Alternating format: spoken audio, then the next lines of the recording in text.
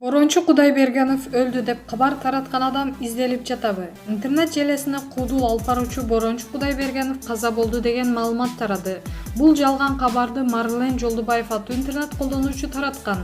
Маалыматты Борончу Кудайбергенов өзү кандай кабыл алганын айтып берди.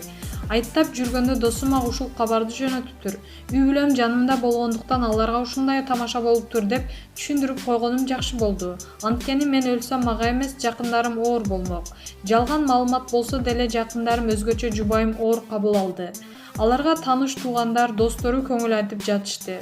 Динге аралашып жүргөндүктөн өзүм муну Кудай мага өлүмдү эскертип жатат деп кабыл алдым. Маалымат тараткан адамды издеп же ал тууралуу жаман ойлонуп убара болгон жокмун. Марлен Жолдубаев аттуу жигит мага өзү байланышты. Ал Марлен Жолдубаев менмин, бирок жалган маалымат тараткан мен эмесмин. Атымды пайдаланышыптыр. Мен өлүм менен ойнобойм. Азыр сизден да мага оор болуп жатат. Менин дарегиме жаман сөздөр, каргыштар айтылып жатат. Мен фейк аккаунт аркылуу жалган маалымат тараткан адамды таап бергиле деп күч органдарына арыз жаздым, деди ал. Маалымат булагы Супер Чекит КЖ.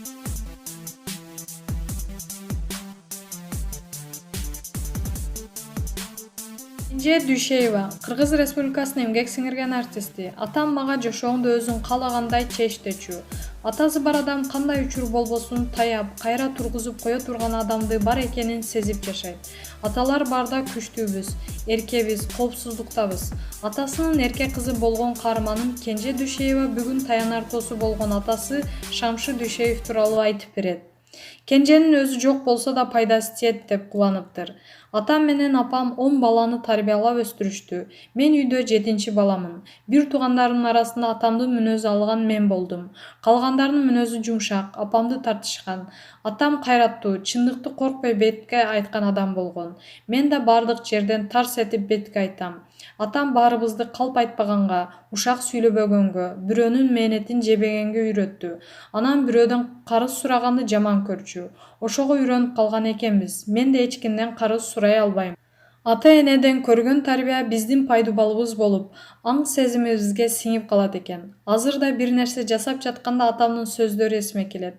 Мен атам кайда болсо жанымда кыбырап жүрө берчүмүн.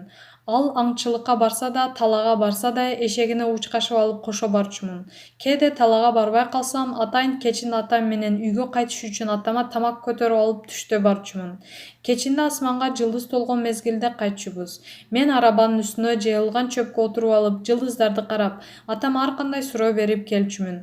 Ушул мен үчүн бакыт эле. Ал күн эмне болгонун баарын атама төкпөй чечпей айтып берер элем. Ал да рахаттанып укчу. Атам мени бир жака ээрчитпей кетип калса таарынчумун. Мен капа болсом, таарынсам аны жумшатат чыгарат элем. Бир жолу жиним келгенде кышкыга тезек даярдамай жумуш таап алдым. Былтыркыдан калган көмүрдүн калдыктарын уйдун кагына аралаштырып жайып, капка салып, тамдын башын ыргыта бердим. Кийин мен окууга кетип калдым. Ошол жылы кыш эрте түштү. Үйдөгүлөр көмүр ала электе суук болуп калды. Атам мени кыбырап жүргөнүмү көргөн экен. Кенже тамдын башына бир нерселерди ыргытып жаткан. Карап көргүлөчү дептир. Тамдын башына чыгышса 1 тоннадай көң бар экен. Атам садага болоюн, Кенженин өзү жок болсо да пайдасы тиет деп аябай кубаныптыр. Көмүр алганга чейин ошол көңдүн пайдасын көрүштү. Бул окуяны атам көпкө айтып жүрдү. Ал жумуштарды өзүмдүн маанилүү көрсөткүм келип жасачумун.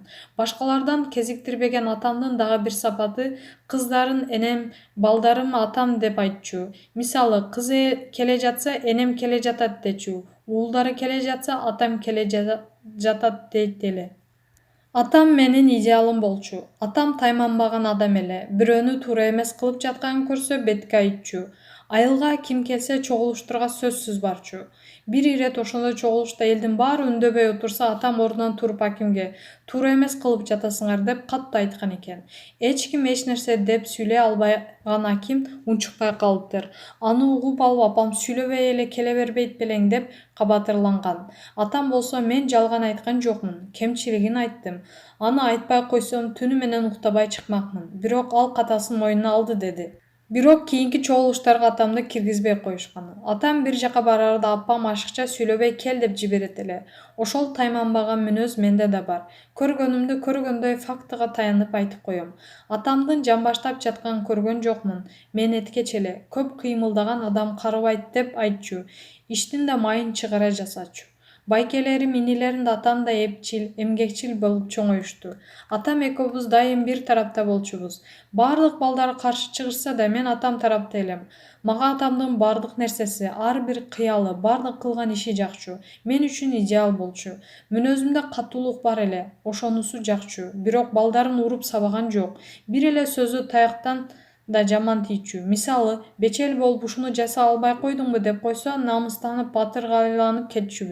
Атам менен апамдын урушканын, бири-бирине кыйкырганын көргөн жокпуз. Экөө эрте таңда турушуп, дасторкон жазып, биздин курсагыбыздын камын көрүшчү эле. Экөө кобурашып ар нерсени сүйлөшчү. Биз алардын сүйлөшкөнүнөн ойгончубуз. Көрсө бактылуу көз ирмемдер ошол тура. Атам кийимине такыр көңүл бурчу эмес. Бир жака чакырып келсе, жумуш кылып жаткан жеринен кетип калчу. Кетип баратса, апам артынан чуркап барып кийимин которчу. Атам жөнөгөндө эле артынан чуркап дарбазадан чыгарбай кармап калышыбыз керек эле. Болбосо атаңарды карап койбойсуңар деп апам бизди урушчу. Апамдын ооруганын көтөрө алган жок. Атам мени Маккелде кызым, Дане кызым, Батыр кызым дечү. Чоңойгондо жактоочу кызым деп калды. Мени тилинен да колунан да келет деп жакшы көрчү.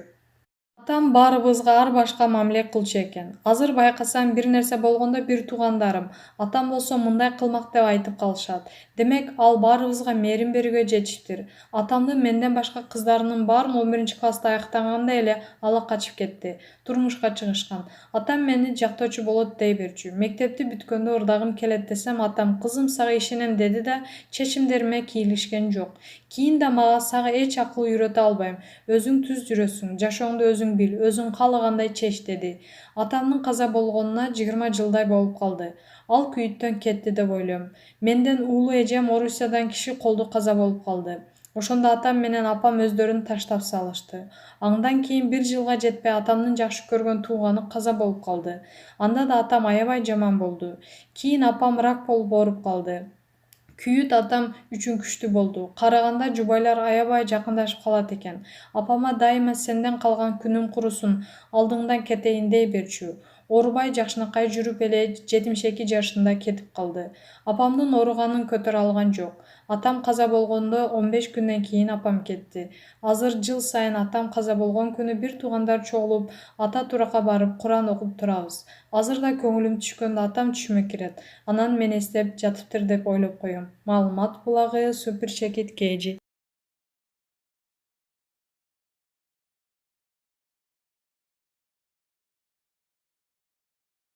Ошто 26 жаштагы жигит таанышын тарыныштан улам бычактап өлтүрдү.